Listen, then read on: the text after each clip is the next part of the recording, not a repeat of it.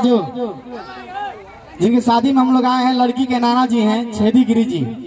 नाना जी की तरफ से पूरे 200 रुपए का पुरस्कार है, बार बार नमस्कार और प्रणाम है।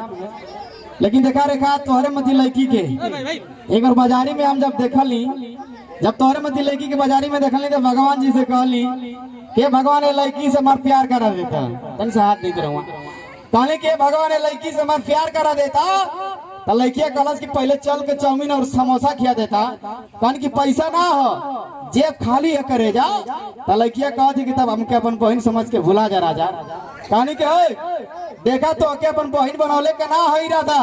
तो लड़किया कहा थी कि जब तोरी जेब में 1 रुपया है नहीं खे तो से प्यार मोहब्बत के करी रे हराम ज्यादा। लेकिन भगवान जी से कहनी के भगवान, हे भगवान जी भेंट करा दे हला कैसा से, तू भेंट करा दे हला कैसा से, ये प्यार ना कर चाहती है हमारी मती लड़का से। ये प्यार मोहब्बत का भाषा तो जानते ना महाराज, ये तो बिके वाली माल है खाली पैसा से। वाह, हम चाहेंगे एक और गीत का होना आपका होना चाहिए, प्लीज आइए।